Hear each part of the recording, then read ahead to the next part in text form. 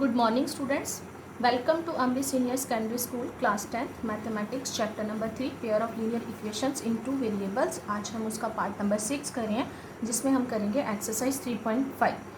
बच्चे जब मैंने ये वाले चैप्टर का पार्ट 1 करवाया था, फर्स्ट वाली वीडियो थी जो इस चैप्टर की, उसमें मैंने आपको बताया था कि pair of linear equations in two variable को सॉल्व करने के 4 मेथड है। एक तो है हमारे पास ग्राफिकली मेथड, और दूसरे मेथड जो अलजेब्रिकल मेथड होते हैं उसमें आगे 3 मेथड आते हैं। सबसे पहला मेथड सब्स्टिट्यूशन मेथड, दूसरा एलिमिनेशन मेथड, और तीसरा और लास्ट मेथड जो है इसका वो क्या है, क्रॉस मल्टीप्लिकेशन मेथड। आज हम क्रॉस मल्टीप्लिकेशन मेथड की बात करेंगे।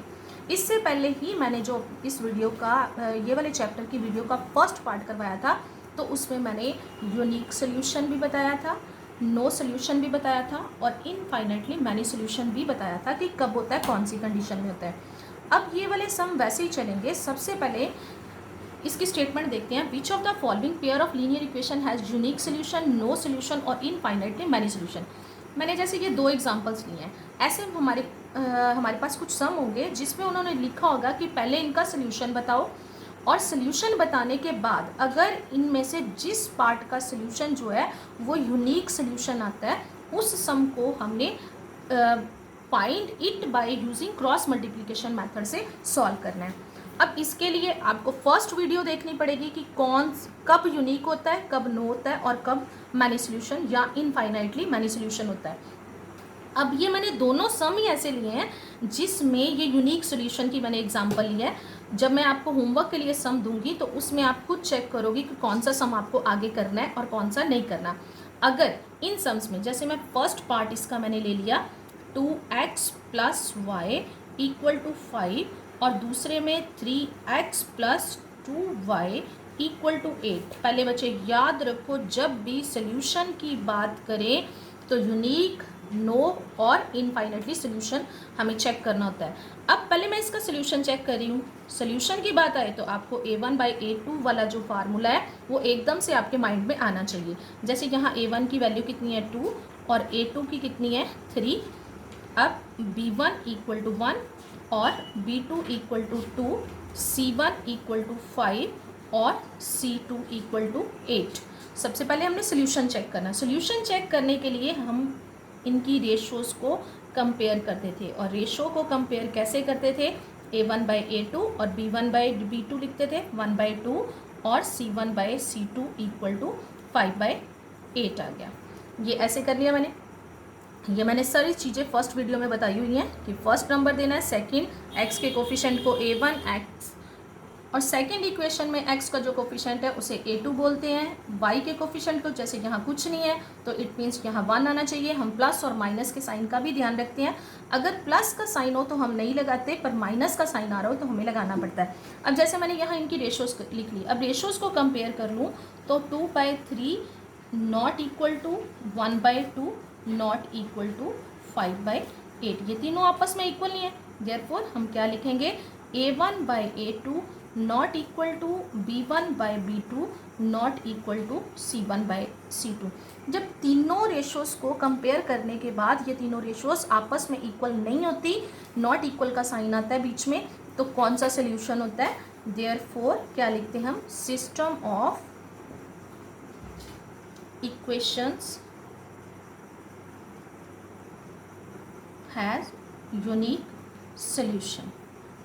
अब सबसे पहले कोई भी आपको सम दिया गया होगा, यहाँ तक आपने सम को सॉल्व करना है और आपने ये चेक करना है कि उसका सोल्यूशन कौन सा है। अगर आपके पास नो सोल्यूशन और इनफाइनाइटली मैनी सोल्यूशन आता है तो आपने अपना यहाँ तक लिख के सम को ख़त्म कर देना है, आपका उसके आगे सम नहीं सॉल्व होगा। और अगर यूनिक सोल्यूशन आता है तो उन्होंने लिखा in case there is a unique solution, सिर्फ यूनिक सोल्यूशन की कंडीशन में हमने आगे सम को सॉल्व करना है। अब मैनी सोल्यूशन और नो सोल्यूशन के लिए आप फर्स्ट वीडियोस को देखो और उनमें से देखो कि कौन सी कंडीशन कब लगती है, कौन सा सम आपको आगे करना है, कौन सा सम आपको आगे नहीं करना है। ऐसे ही मैंने कुछ सम आपको होमवर्क के लिए भी देनी है। अब आगे, अब क्रॉस मल्टीप्लिकेशन मेथड क्या है। अब उस मेथड को, क्रॉस मल्टीप्लिकेशन मेथड को हम दूसरा नाम जो देते हैं वो देते हैं 23/12 का मेथड बोलते हैं हम इसको। हम अपनी लैंग्वेज में अगर आसानी से इसको करें तो 23/12 का मेथड बोलते हैं, जिससे सम सॉल्व करने में आपको आसानी हो जाती है। अब 23-12 का मेथड क्या है, आपने अपनी जो इक्वेशंस है उनको चेक करना है। 23-12 अगर मैं लिखूं तो 2, 3, 1 और 2 मैंने लिख दिया। मैंने यहाँ एक नीचे लाइन लगा ली है। अब 2 का मतलब क्या है, इस इक्वेशन में सेकंड नंबर पे आ रहे हैं y के कोफिशिएंट, यहाँ लिख लो। यहाँ y का कोफिशिएंट क्या है, जैसे b1 और b2, 1 और 2। और थर्ड नंबर पे कांस्टेंट टर्म कौन सी है, 5 और 8। फर्स्ट नंबर पे 2 और 3 और सेकंड नंबर पे 1 और 2, जो स्टार्टिंग में थे वही आगे।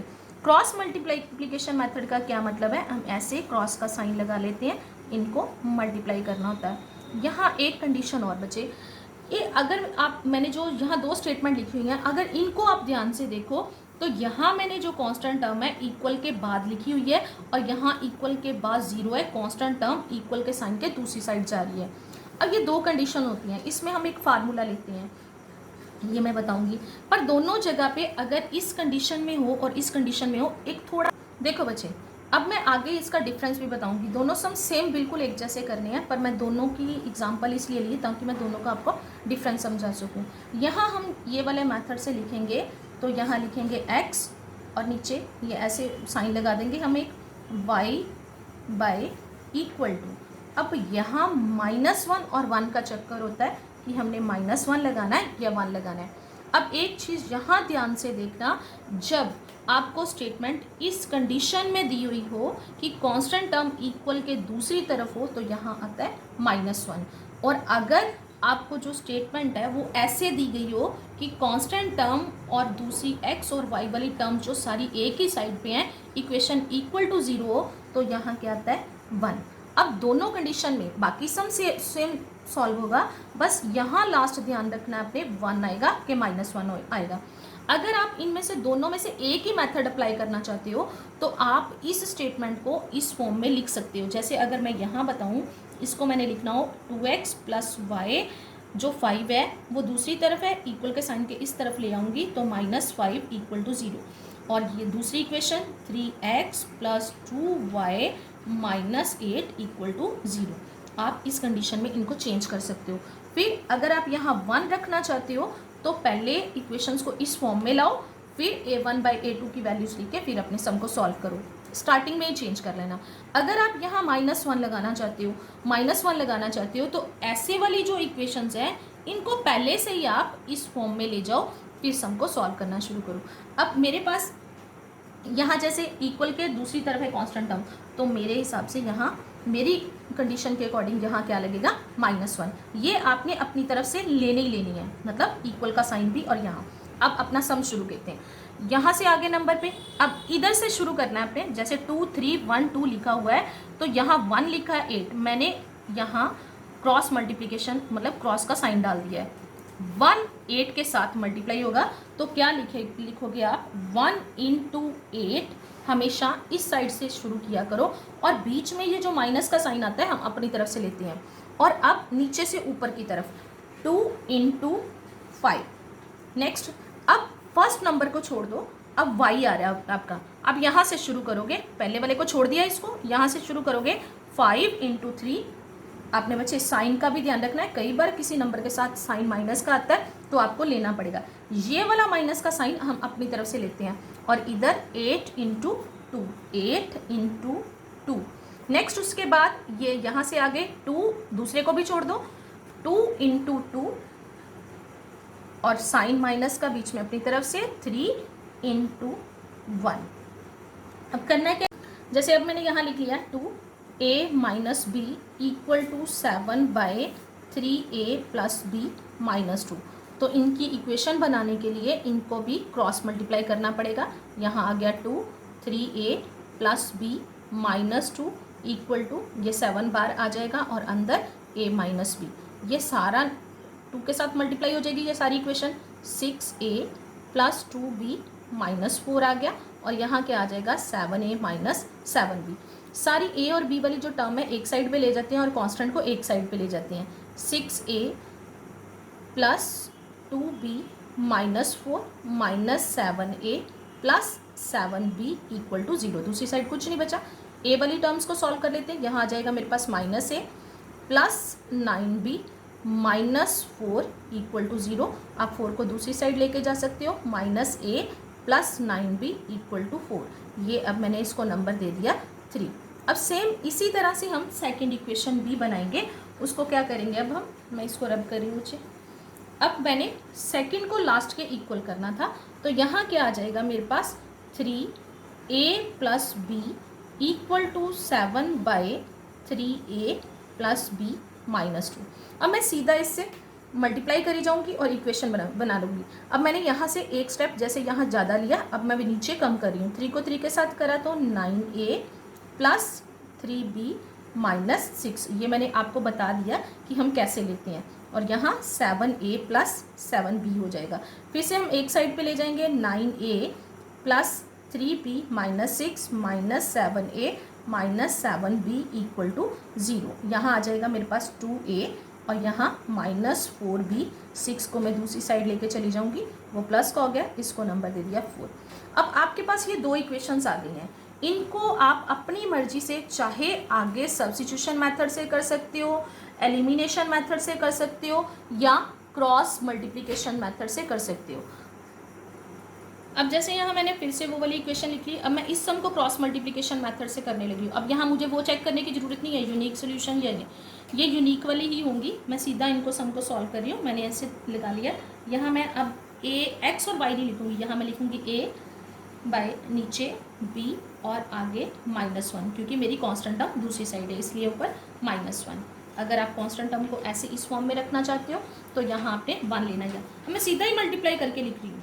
9 × 6 54, बीच में माइनस का साइन, और 4 × 4 16, पर माइनस माइनस साथ में क्या हो जाएगा -16। बाद में इसको प्लस कर लेंगे। 4 2s 8 -6 × 1 -6 -1 × 4 -4, माइनस माइनस प्लस का 4 हो जाएगा और माइनस का साइन बीच में अपनी तरफ से 9 2s 18। अब a/54 minus minus plus 16 equal to b/8 और 6। जैसे अब मैंने यहाँ लिख लिया 2a minus b equal to 7/3a plus b minus 2। तो इनकी इक्वेशन बनाने के लिए इनको भी क्रॉस मल्टीप्लाई करना पड़ेगा। यहाँ आ गया 2 3a plus b minus 2 equal to, ये 7 बार आ जाएगा और अंदर a माइनस b। ये सारा 2 के साथ मल्टीप्लाई हो जाएगी ये सारी equation. 6a plus 2b minus 4 आ गया और यहाँ क्या आ जाएगा 7a माइनस 7b। सारी a और b वाली जो टर्म है एक साइड पे ले जाते हैं और कांस्टेंट को एक साइड पे ले जाते हैं। 6a plus 2b minus 4 minus 7a plus 7b equal to 0। दूसरी साइड कुछ नहीं बचा। a वाली टर्म्स को सॉल्व कर लेते हैं। यहाँ आ जाएगा मेरे पास -a plus 9b minus 4 equal to 0। आप 4 को दूसरी साइड लेके जा सकते हो। -a plus 9b equal to 4। ये अब मैंने इसको नंबर दे दिया 3। अब सेम इसी तरह से हम सेकंड इक्वेशन भी बनाएंगे। उसको क्या करेंगे अब हम, मैं इसको रब कर रही हूँ नीचे। अब मैंने सेकंड को लास्ट के इक्वल करना था, तो यहाँ क्या आ जाएगा मेरे पास 3a plus b equal to 7/3a plus b minus 2। अब मैं सीधा इससे मल्टीप्लाई करी जाऊंगी और इक्वेशन बना लूँगी। अब मैंने यहाँ से एक स्टेप जैसे यहाँ ज़्यादा लिया, अब मैं भी नीचे कम कर रही हूँ। 3 को 3 के साथ करा तो 9a प्लस 3b माइनस 6। ये मैंने आपको बता दिया कि हम कैसे लेते हैं। और यहाँ 7a प्लस 7b हो जाएगा। फिर से हम एक साइड पे ले जाएंगे, 9a plus 3b minus 6 minus 7a minus 7b equal to 0। यहाँ आ जाएगा मेरे पास 2a और यहाँ -4b। 6 को मैं दूसरी साइड लेके चली जाऊँगी, वो प्लस का हो गया, इसको नंबर दे दिया 4। अब आपके पास ये दो इक्वेशंस आ गई हैं। इनको आप अपनी मर्जी से चाहे आगे सब्स्टिट्यूशन मेथड से कर सकते हो, एलिमिनेशन मेथड से कर सकते हो, या क्रॉस मल्टीप्लिकेशन मेथड से कर सकते हो। अब जैसे यहाँ मैंने फिर से वो वाली इक्वेशन लिख ली। अब मैं इस सम को क्रॉस मल्टीप्लिकेशन मेथड से करने लगी हूँ। अब यहाँ मुझे वो चेक करने की ज़रूरत नहीं है यूनिक सोल्यूशन या नहीं, ये यूनिक वाली ही होंगी। मैं सीधा इनको सम को सॉल्व कर रही हूँ, मैंने ऐसे लगा लिया। यहाँ मैं अब x और y नहीं लिखूँगी, यहाँ मैं लिखूँगी a बाय नीचे b और आगे -1, क्योंकि मेरी कांस्टेंट टर्म दूसरी साइड है इसलिए ऊपर -1। अगर आप कांस्टेंट टर्म को ऐसे इस फॉर्म में रखना चाहते हो तो यहाँ आपने 1 लेना है। मैं सीधा ही मल्टीप्लाई करके लिख रही हूँ। 9 × 6 54, बीच में माइनस का साइन, और 4 × 4 16, पर माइनस माइनस साथ में क्या हो जाएगा -16, बाद में इसको प्लस कर लेंगे। 4 2s 8, -6 × 1 -6, -1 × 4 -4, माइनस माइनस प्लस का 4 हो जाएगा, और माइनस का साइन बीच में अपनी तरफ से 9 2s 18। अब a/54 minus minus +16 equal to b/8 और 6 इक्वल टू -1/18 में से 4 माइनस करेंगे -14। अब ऊपर नीचे माइनस कट रहा है, इसको काट दो। a इक्वल टू यहाँ कितना आ जाएगा 70, और यहाँ b/14 इक्वल टू 1/14। अब हमने वैल्यू निकालनी a और b की। यहाँ मैं ले रही हूँ अपनी स्टेटमेंट को। अब a/70 इक्वल टू 1/14, और दूसरी बार b/14 इक्वल टू 1/14। अब a इक्वल टू 70 उस साइड चला जाएगा। अगर आप इसको 14 को इधर नहीं भी लाते तो भी 70 को 1 से मल्टीप्लाई कर लो 70, क्योंकि इधर जब 14 लेके आओगे तो बाद में फिर से 14 को उधर लेके जाना पड़ता है। यहाँ आ गया 14, और इस साइड b इक्वल टू 14/14। यहाँ इसकी कटिंग करके आ जाएगा 5, यहाँ इसकी कटिंग करके आ जाएगा 1। देयरफॉर a इक्वल टू 5 और b इक्वल टू 1। ये इसका आंसर है। अब अगला होमवर्क आपका, ये बच्चे आज का आपका होमवर्क है। ये मैंने सम नंबर 1 दिया है। On comparing the ratios pair of linear equations को बताना है आपने। कंडीशन क्या होती है यूनिक सोल्यूशन की, नो सोल्यूशन की, और इनफाइनाइटली मैनी सोल्यूशन की। ये मैंने पहले आपको बताया हुआ है। मैं उसके बेसिस पे ये मैंने क्वेश्चन दे दिया। ये क्वेश्चन आपकी बुक में आपको नहीं मिलेगा, और इसमें से सम नंबर 2 का मैं आंसर नहीं दे रही। ये वाले में पार्ट मैंने समझा दिए। ये कुछ सम जो है वो आपकी एग्जाम्पल्स होती हैं, कुछ ऐसे हम अपनी तरफ से ले लेते हैं, क्योंकि बच्चे बोर्ड के एग्जाम में कहीं भी कोई नंबर चेंज करके सम आ सकता है। मेन होता है कि हमें मेथड फॉलो करना। और थर्ड वाला सम जो है उसके मैंने आंसर्स आपको दिए हुए हैं। ये सारा आपने होमवर्क करके अपनी फेयर कॉपीज़ को कंप्लीट करना है, और जब भी मैं बोलूँगी तब सेंड करना है। अगर कोई प्रॉब्लम होती है किसी भी सम में तो आप मेरे को मैसेज कर सकते हो।